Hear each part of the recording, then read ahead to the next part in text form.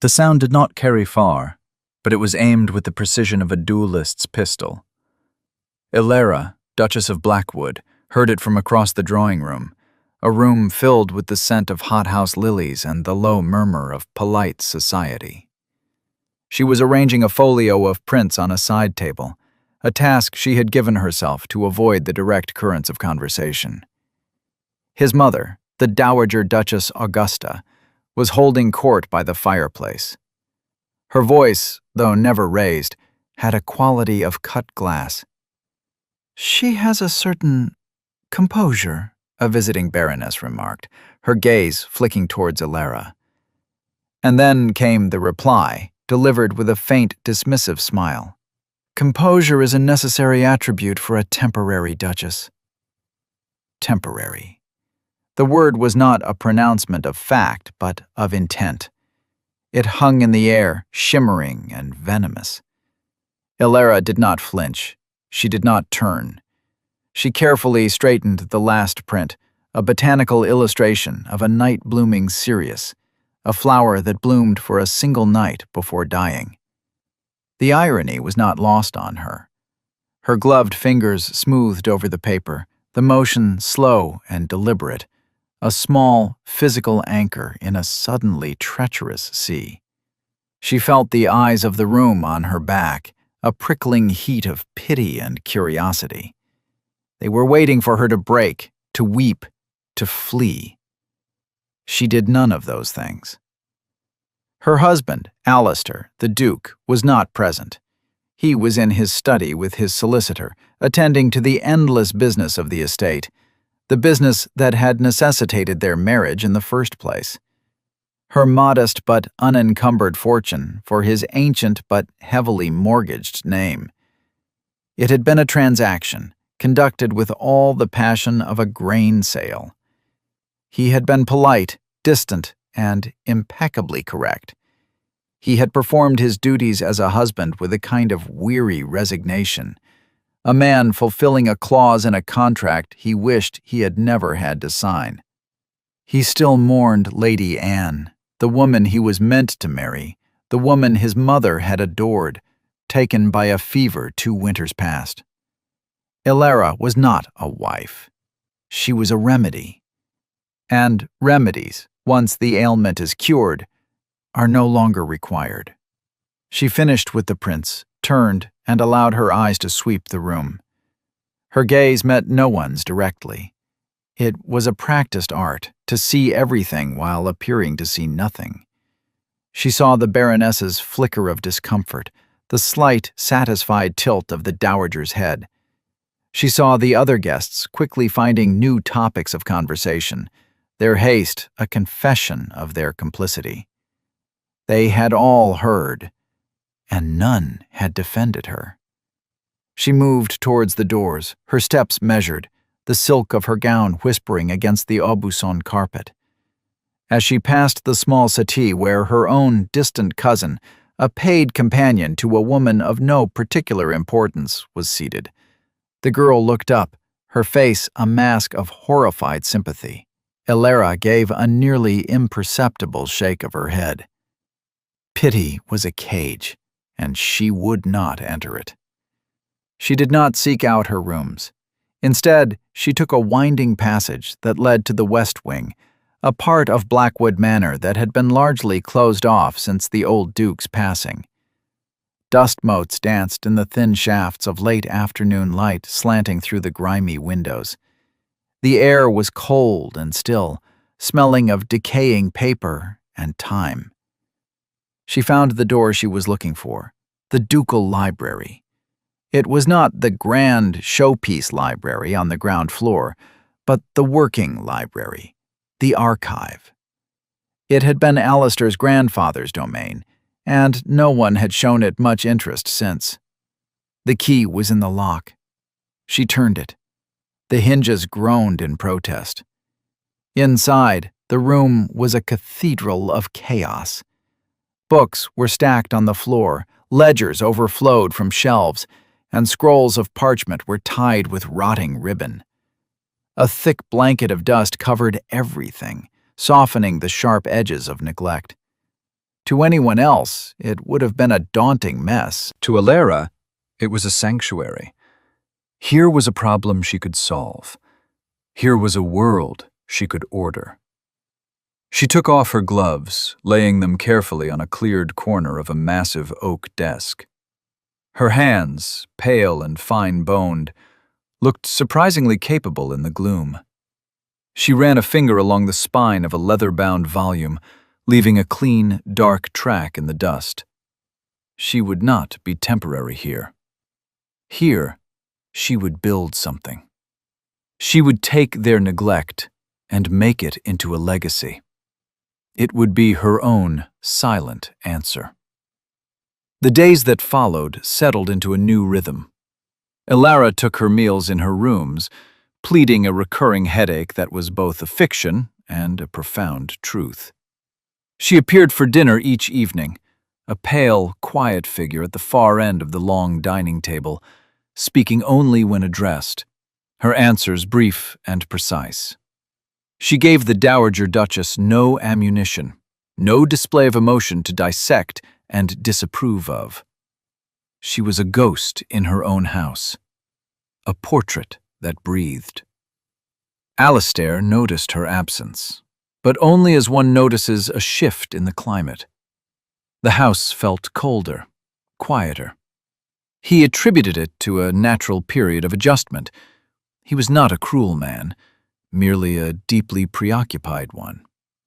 The estate's finances were a tangled knot he spent his days trying to unpick, and his grief for Lady Anne was a constant, low-grade fever that clouded his judgment. He had married Alara out of duty, and he treated her with the same sense of obligation. He provided for her, he protected her name in public, and he visited her bedchamber twice a week, a silent, almost mournful ritual that left them both feeling more alone than before. He did not know what his mother had said. No one dared to tell him. Ilara's world shrank to the confines of the West Wing library. She began her work methodically, starting with the estate ledgers that dated back 2 centuries. Her father, a country gentleman with more sense than land, had insisted on her learning accounting, calling it the only practical magic in the world. She found the heavy books, their pages filled with the elegant, spidery script of generations of Blackwood stewards, to be a source of profound comfort. The numbers did not lie. They did not have motives. They simply were. She rose before dawn each morning, dressing in a simple, dark gown, and made her way to the library before the house was fully awake. Mrs. Davies, the housekeeper, was the only one who knew of her new habit. An older woman with eyes that missed nothing, she had been at Blackwood since she was a girl. She had seen Alistair born, had mourned with him for his father, and had watched with quiet disapproval as the Dowager's grief for Lady Anne curdled into something hard and unforgiving. On the 3rd morning, Alara found a tray outside the library door, a pot of hot tea, a small plate of toast, and a single rose from the garden in a crystal vase. There was no note. None was needed. It was an act of quiet allegiance, a recognition of her silent efforts. From then on, the tray appeared every morning. It was the only true kindness she had been shown since arriving at Blackwood, and it fortified her more than the food. One afternoon, a week after the incident in the drawing room, she was perched on a tall ladder, carefully dusting a high shelf of meteorological records kept by Alistair's great-grandfather, a man obsessed with weather patterns. She heard the library door open. She froze, her hand hovering over a leather-bound volume. She had assumed her sanctuary was inviolable. Alistair stood in the doorway, silhouetted against the light from the hall. He looked out of place in his riding boots and coat, a figure of vibrant life amidst the dusty stillness. He was staring, not at her, but at the room. She had made progress. The ledgers were now stacked in chronological order on the great central table. A section of shelves had been cleared, their books sorted and aligned. The air was still thick with the scent of old paper, but now there was a faint, clean undertone of lemon oil. "What is this?" he asked. His voice was not accusatory, merely surprised. Ilara descended the ladder slowly, her movements graceful and unhurried. She brushed the dust from her hands. "I am organizing the archive, Your Grace." He stepped further into the room, his boots echoing on the bare floorboards. He ran a hand over a stack of sorted ledgers. "I was not aware it needed organizing." "It has been neglected for some time," she said simply. It was a statement of fact, not a criticism. He picked up a ledger from the 1780s, the one she had been studying that morning. He opened it to a page marked with a slip of paper. His eyes scanned the columns of figures. "This is the year the North Farm was sold off. My grandfather always said it was a necessary loss." "It was not," Ilara said, her voice quiet but firm. "The steward at the time was selling estate timber privately and altering the books to cover the shortfall. The income from the timber would have been more than enough to prevent the sale of the land. It is all here." She gestured to a separate, smaller book, where she had started to cross-reference the timber yields with the official accounts. "He falsified the records for nearly a decade." Alistair stood perfectly still, staring at the pages. He was seeing not just the faded ink, but the story behind it. A story of betrayal, of loss born from deceit. And he was seeing the woman who had uncovered it. He had thought of her, when he thought of her at all, as a quiet, decorative presence in his house. He had not considered the possibility of a mind behind the placid facade. He looked from the ledger to her face. Her expression was calm, neutral. She was not seeking praise. She was simply stating the results of her work. "How did you know?" he asked, his voice low. "The numbers felt wrong," she replied. "So I looked for the reason." He closed the book and placed it carefully back on the table. He was a man who dealt in facts, in land and tenants and yields. He understood the language of ledgers. What she had done was not a hobby. It was a feat of forensic intelligence. He had been drowning in the estate's problems. And all this time, the key to understanding them, and the person capable of turning that key, had been living under his own roof, entirely unseen by him. A profound and unfamiliar sense of shame washed over him. He had misjudged her completely. He had not been looking closely. He had not been looking at all. Alistair left the library without another word, but the image of Ilara on the ladder, her face smudged with dust and her eyes clear with purpose, stayed with him. He spent the rest of the day in his study, not with the current accounts, but with the old ledger she had shown him. He followed the trail of false entries she had uncovered, his respect for her skill growing with each page. She had not simply tidied a room. She had excavated a piece of his family's history and exposed a lie that had shaped their fortunes for generations. That evening at dinner, he watched her. He noticed things he had previously overlooked: the intelligent economy of her movements, the way her eyes, a deep, quiet gray, seemed to observe everything without judgment. She ate little, her composure as flawless as ever. His mother, however, seemed to sense a shift in the atmosphere. "You were occupied in the West Wing today, Ilara," the dowager said, her tone light but pointed. "One hopes you are not developing a fondness for dust and spiders. It is hardly a suitable pastime for a duchess." Before Elara could offer a polite, deflective reply, Alistair spoke. The Duchess is performing a service for this estate that has been neglected for 50 years, he said, his voice even, but carrying a weight that silenced the table. She has uncovered financial discrepancies that will have a material impact on our management of the North holdings. The Dowager's eyebrows rose. Financial discrepancies? My dear boy, that is what you pay a man of business for. It is not the concern of your wife. Perhaps if my grandfather had concerned himself with it more closely, we would still own the North Farm, Alistair countered, his gaze steady on his mother. Elara has a finer mind for figures than any man I have employed. It was the first time he had ever referred to her as Elara in his mother's presence. The use of her given name was a small but significant act of public alignment. Elara felt a faint warmth spread through her chest, an unfamiliar sensation she quickly suppressed. It was too soon for hope. A single sentence was not a foundation upon which to build anything. The Dowager fell silent, her lips tightening into a thin line.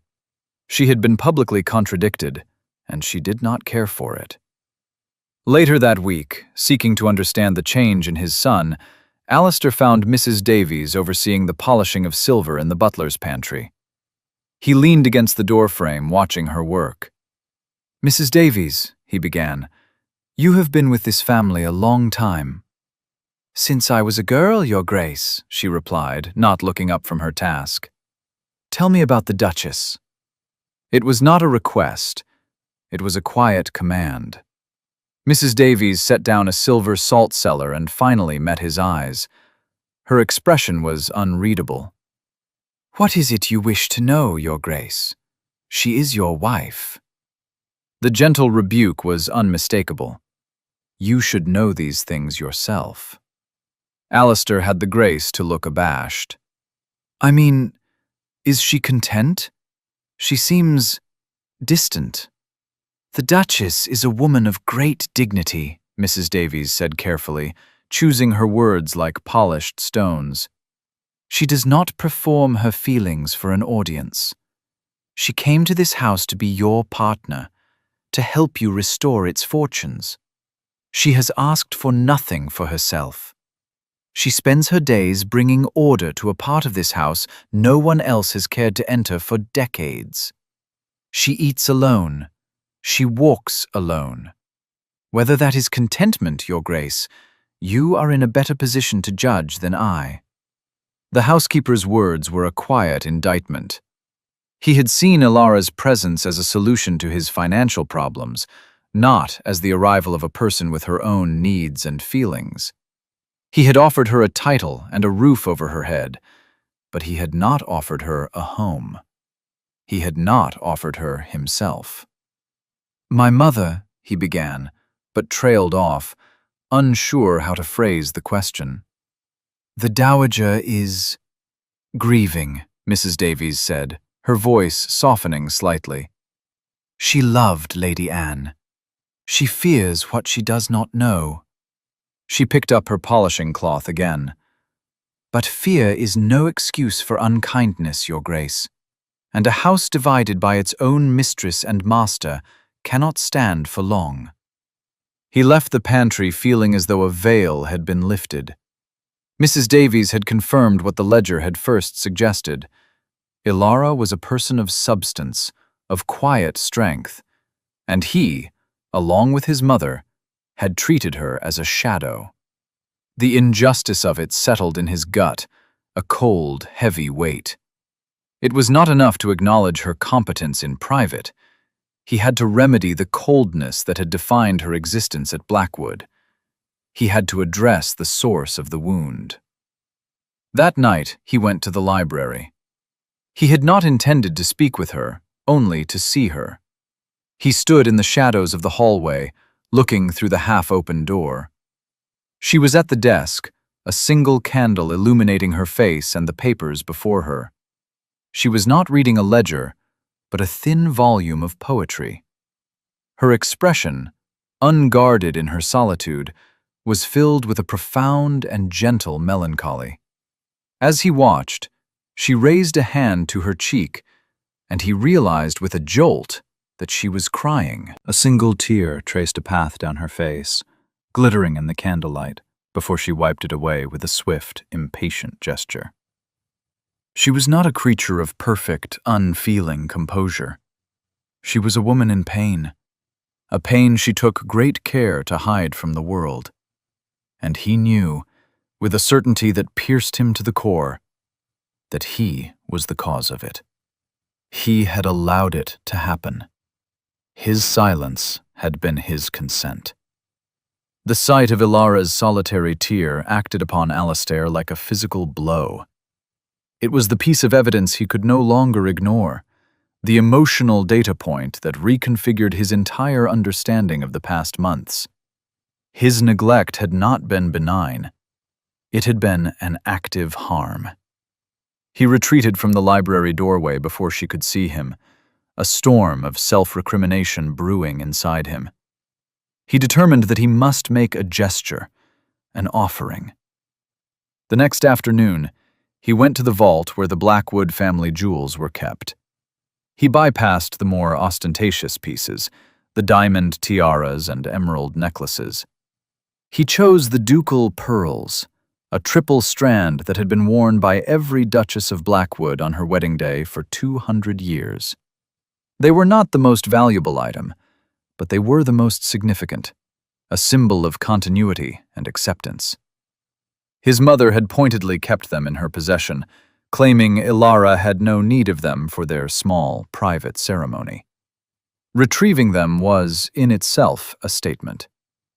He found Ilara in the library, where she was carefully cataloging a collection of architectural drawings of the manor. She looked up as he entered, her expression betraying nothing. He was carrying a flat, velvet-lined box. "I brought you something," he said, his voice sounding unnaturally loud in the quiet room. He placed the box on the desk beside her. She looked at the box, then at him. She did not reach for it. "What is it?" "The Blackwood pearls," he said. "They are yours. You should have had them before." He opened the box. The pearls glowed with a soft, creamy luminescence in the dusty light, their perfection a stark contrast to the neglected room. They were beautiful, a queen's ransom in sentiment and history. Ilara looked at them for a long moment, her gaze thoughtful. Alistair felt a flicker of hope. This, surely, would be the beginning of a thaw. "They are the pearls of the Duchess of Blackwood," she said, her voice very soft. "Yes, you are the Duchess of Blackwood." She finally raised her eyes to his. They were clear and steady, and held a depth of sorrow he was only just beginning to comprehend. "Am I?" she asked. It was not a question of fact, but of feeling. "Your mother has another title for me, a temporary one." The words landed between them, plain and unadorned. He had not known. He had suspected his mother's coldness, but he had not known the specific nature of the insult, its calculated cruelty. He felt the blood drain from his face. Now her withdrawal, her headaches, her silent tears, it all made a terrible, coherent sense. "You heard her say that?" he asked, his voice rough with a dawning horror. "Most of the county heard her say it, Your Grace." The formal address was a wall she had just rebuilt between them. A gift, however beautiful, does not change a fact that has been publicly declared and privately condoned. "I did not condone it. I did not know." "No," she agreed, and this was the most damning part. "You did not know, because you were not looking. You were not listening. You were not there." She gently closed the lid of the velvet box and pushed it back across the desk towards him. "Thank you for the thought, Alistair." But I cannot wear a symbol of a position I am not truly considered to hold. It would be a lie. Her refusal was not angry or dramatic. It was quiet, absolute, and delivered with the same calm precision with which she audited his accounts. It was a rejection not of the pearls, but of the insufficient gesture they represented. He had offered a trinket to heal a wound that required surgery. He stood there, the box between them, feeling a fool. He had thought to solve the problem with an object, but the problem was not about objects. It was about dignity, hers, which he had allowed to be stripped from her. He took the box and left, the weight of the pearls now feeling like a weight of shame in his hands. He understood now. Words and jewels were meaningless.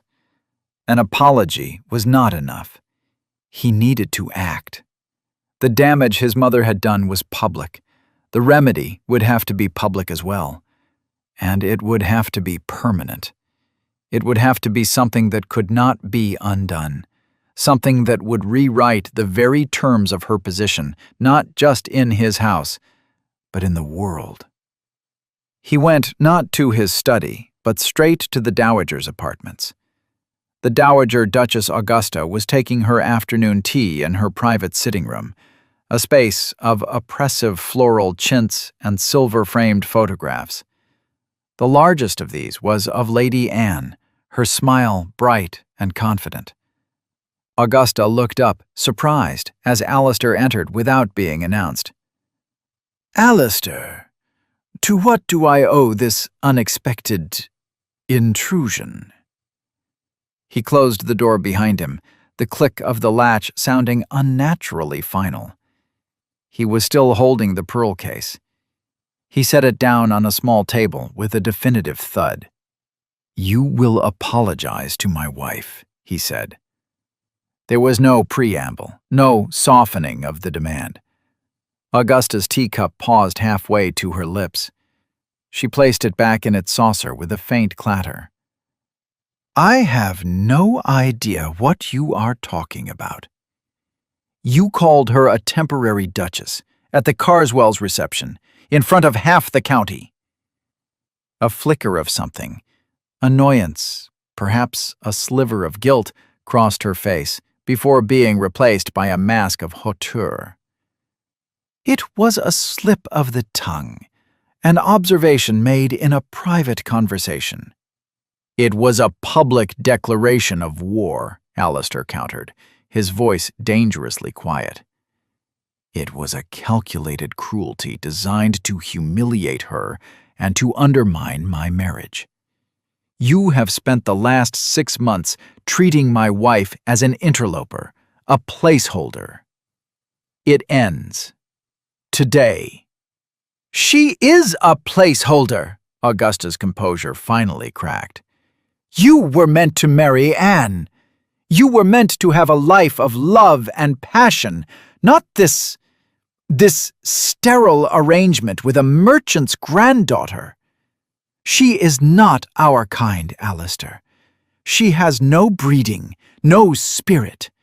She is a bloodless creature of account books and duty." "That bloodless creature has more intelligence and integrity in her little finger than you have shown in the past year," he shot back, his control fraying. "She has done more to secure the future of this family in 2 months of silent work than you have in 20 years of hosting tea parties. She is the Duchess of Blackwood, my Duchess, and you will afford her the respect that title commands, or you will find your own position in this house has become temporary." The threat hung in the air, audacious and shocking. He had turned her own weapon against her. Augusta stared at him, her face pale. She saw in his eyes a resolve she had not seen since his father died. This was not her grieving, malleable son. This was the Duke. "You would choose her over your own mother?" she whispered, her voice trembling with outrage. "I am not choosing her over you. I am choosing my wife, my future, and the honor of my house over your bitterness. Anne is gone. I have mourned her. You have built a shrine to her ghost, and you are trying to sacrifice my living wife upon its altar. I will not allow it." He gestured to the pearl case. "I offered these to Ilara. She refused them. She said she could not wear the symbol of a position she does not truly hold. You have made her feel like a fraud in her own home. That is an injury I will spend the rest of my life making amends for." Your part in that amends begins with an apology. Augusta drew herself up, a lifetime of aristocratic pride her only armor. I will not apologize for speaking the truth as I see it." Alistair looked at her, a long, weary look of profound disappointment. He saw a woman trapped in the past, unable to accept the present. He felt a pang of pity for her, but it was overshadowed by the fierce, protective anger he felt on Ilara's behalf. "Very well," he said, his voice now devoid of heat, replaced by a chilling finality. "Then you have made your choice, and you will live with the consequences of it." He turned and walked out of the room, leaving the box of pearls sitting on the table, a silent testament to a bridge he had tried to build and she had refused to cross. He knew now what he had to do.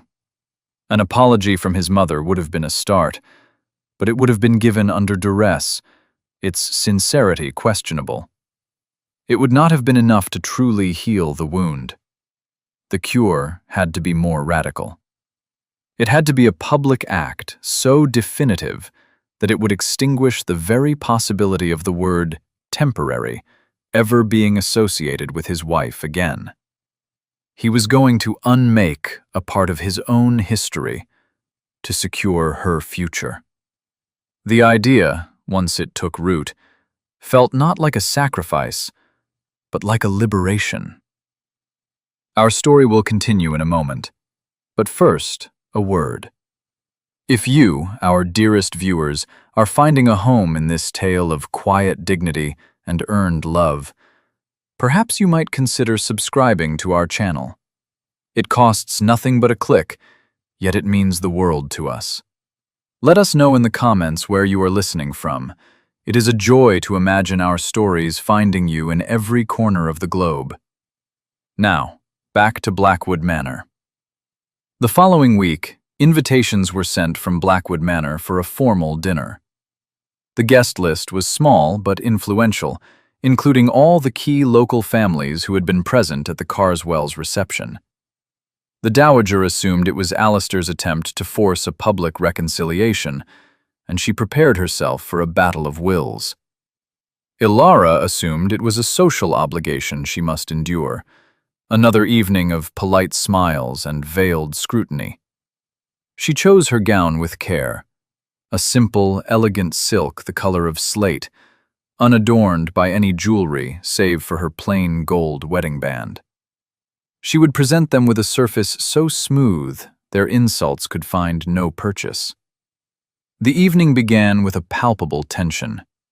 The Dowager was icily polite to Ilara, a performance of correctness that was more insulting than overt hostility. Alistair was an attentive host, but there was a coiled energy about him, a sense of purpose that made his guests vaguely uneasy. Ilara remained serene, a point of calm at the center of the storm she could feel but not see. They moved into the grand dining room, the table gleaming with silver and crystal under the light of a dozen chandeliers. As the first course was served, the Dowager, seated at Alistair's right, made her move. Lord Ashworth, a neighboring landowner, was complimenting the restoration work being done on the manor's east facade. "Indeed," the Dowager said, her voice carrying down the length of the table. Alistair has always had a strong sense of duty to the Blackwood legacy. It is so important to preserve what is permanent, what endures through the generations. Fashions change, arrangements are made and unmade, but the name is everything. The illusion was unmistakable. She was drawing a line between the permanent, the Blackwood name, and the temporary arrangements made to serve it. It was a second, more subtle delivery of the same poison.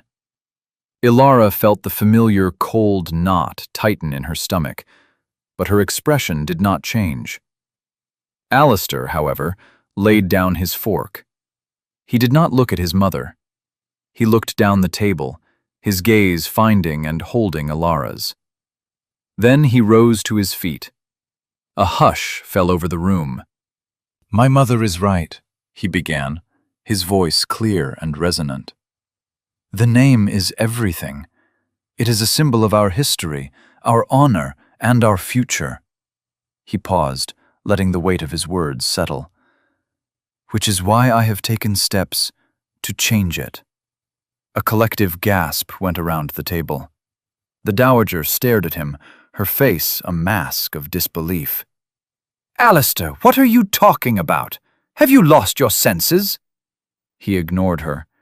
His eyes were still on Ilara. "This house, this title, was originally granted to the first Duke not under the name Blackwood, but under the name of his own family, Harcourt. The title was Duke of Blackwood, but the family name was Harcourt. It was my great-grandfather who, upon inheriting from a maternal uncle, took the name of Blackwood by royal license, believing it carried more prestige. He chose legacy over lineage, pride over truth. He let that sink in. He was not just changing a name, he was correcting a historical vanity. I have petitioned the Crown to reverse that change. I am returning our family to its original, honorable name. From this day forward, my wife is not the Duchess of Blackwood of the family Blackwood. She is Ilara Harcourt, Duchess of Blackwood, and I am Alistair Harcourt." He picked up his wine glass. "The Harcourt motto is Fide et Amore, by faith and love. My great-grandfather set aside that motto. I am restoring it. I am restoring it in honor of my wife, whose faith in this family has been absolute, even when ours in her was not, whose quiet, diligent love is rebuilding this house from the inside out. She is not an arrangement. She is not temporary. She is the first Duchess of the restored House of Harcourt, the founding mother of its future. I ask you all to rise and drink to her." He raised his glass to Ilara. For a moment, there was stunned silence. Then, slowly, Lord Ashworth rose to his feet, his glass held high. One by one, the other guests followed, their faces a mixture of awe and astonishment. They all turned to Ilara, who sat frozen, the slate gray of her dress a perfect foil for the sudden, brilliant color that had flooded her cheeks. She looked at her husband, standing at the head of the table, and for the first time, she saw not the remote, grieving Duke, but a man of profound conviction and startling passion. He had not just defended her. He had redefined his entire world, his entire history, around her. He had taken his mother's insult, the idea that she was a temporary fixture attached to a permanent name, and annihilated it by changing the name itself. He had made her the permanent thing. After the guests had departed, their conversation buzzing with the news that would be all over the county by morning, a profound silence descended upon Blackwood Manor. The dowager had retired to her rooms immediately after the toast, her face ashen, without saying a word to anyone. She had been rendered irrelevant to the future of the family, her power broken by a single decisive act of historical revision. Ilara stood by the window in the main drawing room, looking out at the moonlit gardens. She heard Alistair enter, his footsteps soft on the carpet. He came to stand beside her, not touching her, but his presence was a warm, solid thing in the cool air from the glass.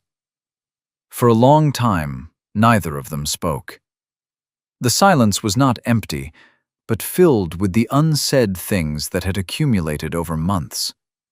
It was a silence of reverence, of a moment too significant for easy words. Finally, Ilara turned to him.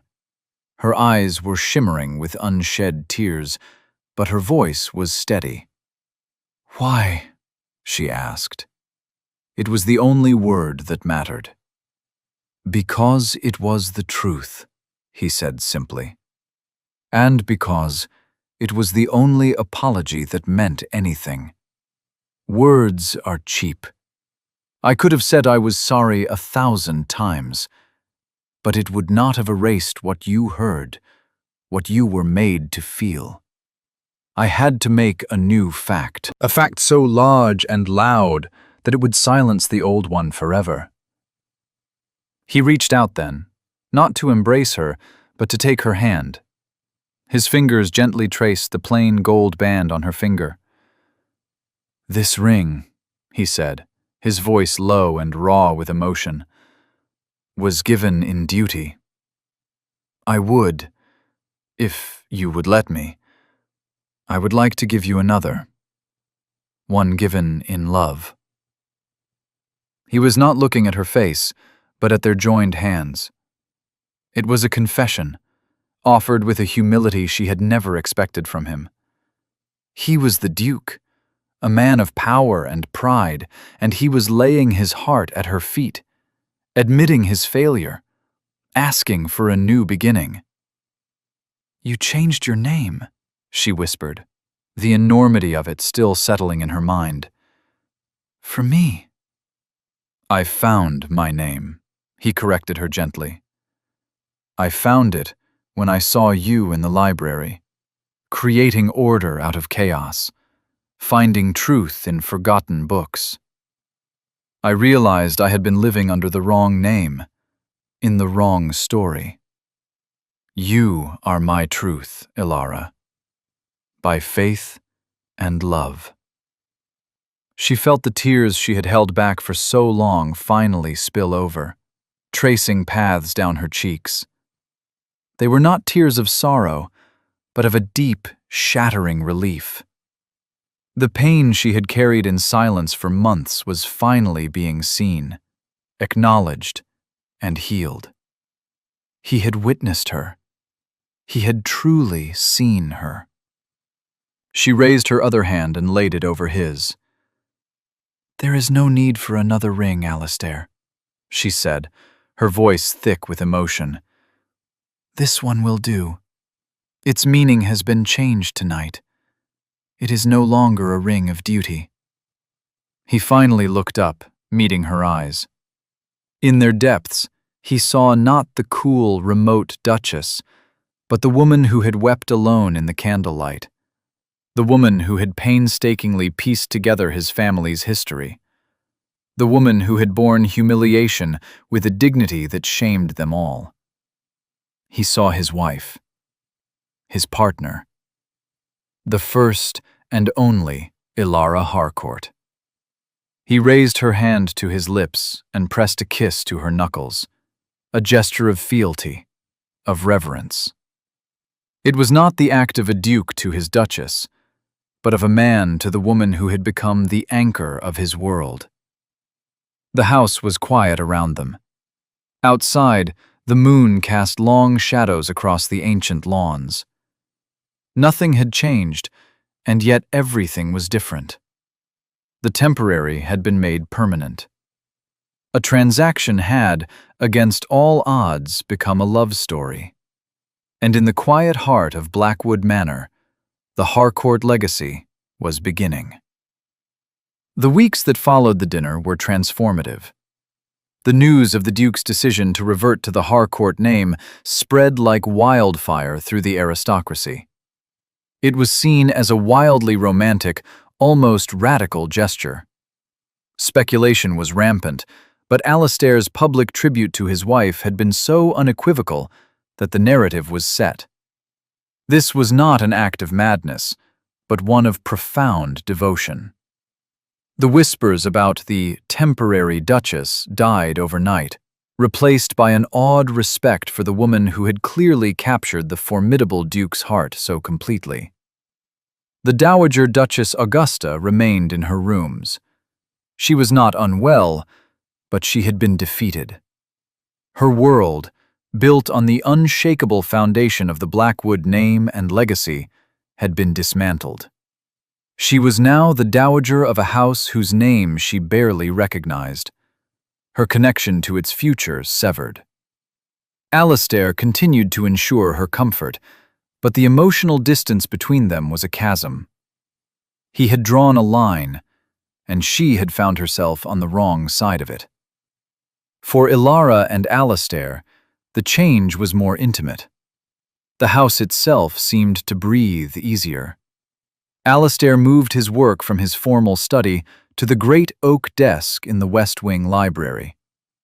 He and Ilara now spent their days in companionable silence, working side by side. He would untangle the legal knots of the estate's present, while she continued her meticulous ordering of its past. Sometimes he would ask for her opinion on a lease or a tenant dispute, and her insights were always clear and practical. He began to rely not just on her intelligence, but on her judgment. She was no longer just the mistress of his house. She was his partner, his most trusted counsel. Their evenings changed as well. The long, silent dinners were replaced by simpler meals, often taken together in the library or on the terrace if the weather was fine. They talked. He told her of his childhood at Blackwood, of his distant, demanding father, and his hopes for the estate. She, in turn, spoke of her own quiet upbringing, of her love for books and numbers, and of the loneliness that had been her constant companion until now. They were discovering each other, piece by piece, like the archives she so patiently sorted. One crisp autumn afternoon, he came to find her in the walled garden. She was reading, a shawl wrapped around her shoulders against the chill. He sat on the stone bench beside her. "I have something for you," he said. He handed her a small, flat package wrapped in plain brown paper. Inside was a book. It was old, the leather of its cover worn smooth with age. The title, embossed in faded gold, was A Naturalist's History of the Blackwood Estate by Thomas Harcourt, 3rd Duke of Blackwood. "It was in a trunk in the attic," Alastair explained. "My namesake, the first Harcourt to truly love this land. I thought you were the one who should have it." Ilara opened the book. The pages were filled with delicate, hand-painted illustrations of flora and fauna, accompanied by notes in a fine, scholarly script. It was a record of love, a testament to a deep and abiding connection to the land. It was a history not of finances and titles, but of life itself. "He writes of you, you know," Alastair said quietly. Ilara looked up, confused. "What do you mean?" He pointed to a passage on the first page. It was a dedication. "To the Duchess who will come after, who will love these woods and streams as I have. May she find in this place not a possession, but a home." Ilara traced the old-fashioned script with her finger. The words, written more than a century and a half before, felt like a message sent directly to her. She had come to Blackwood as a stranger, an outsider. But here was an ancestor welcoming her, acknowledging her place in the long, unfolding story of the estate. She was not temporary. She was a link in a chain. "Thank you," she said, her voice catching. "This is the most beautiful gift I have ever received." "The pearls are still in the vault," he said, a faint smile playing on his lips. "They can stay there. This feels more fitting for you. For us." He was right. The pearls represented a legacy of position. The book represented a legacy of love. They had chosen the latter. In that moment, sitting together in the fading light, the chill of autumn in the air, Elara felt a sense of peace settle over her, a deep and quiet certainty. She had found her place. Or rather, she had made it, and her husband had remade his world to honor it. That winter was the gentlest Blackwood had seen in years. A soft blanket of snow covered the grounds, muffling the world in a quiet hush. The chill outside only served to emphasize the warmth within the manor. The West Wing Library, once a cold and forgotten tomb, was now the heart of the house, a fire always blazing in its great stone hearth. Elara discovered she was with child in the new year. The news brought a new dimension to their happiness, a sense of a future made tangible. Alastair was quietly ecstatic. The idea of a Harcourt heir, the first of the restored line, filled him with a sense of rightness, of a circle completed. He became even more attentive, his care for her a constant, gentle presence. He would often read to her in the evenings from the naturalist's journal, their shared laughter echoing in the high-ceilinged room as they discovered the eccentricities of his ancestor. They were building a life together, not on the grand stage of London society, but in the quiet, everyday moments of shared work and affection.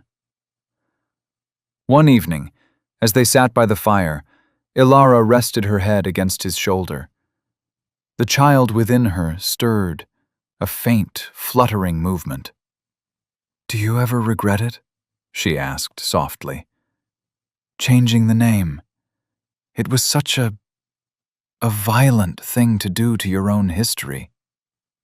Alastair was silent for a moment, staring into the flames. "I didn't destroy my history," he said finally. "I chose which part of it to honor. I chose the part that spoke of love for the land over the part that spoke of ambition for a title. I chose the truth over the performance. I have no regrets. My only regret is that it took me so long to see you, to truly see the woman who was my wife." He turned to look at her, his hand coming to rest on her still flat stomach. "Our son, or daughter, will be born a Harcourt. They will be born into a house founded not on pride, but on partnership, on faith and love. That is a better inheritance than any name." Elara closed her eyes, a profound sense of gratitude washing over her. The woman who had stood in a crowded drawing room, hearing herself dismissed as a temporary fixture, felt like a ghost from another life. The insult had been the catalyst, the terrible, necessary event that had forced them both out of the cold, transactional space of their arranged marriage and into the frightening, beautiful territory of a real one. It had been a wound, but from that wound, something stronger and more true had grown. She thought of the botanical print she had been arranging that day, the night-blooming cereus, a flower that bloomed for a single night, She had thought it a symbol of her own brief, precarious position. But she had been wrong. Her time at Blackwood was not a fleeting bloom. It was the planting of a great oak, a legacy that would grow and endure for generations. She was home. She was, finally and irrevocably, the Duchess. And her name was Harcourt.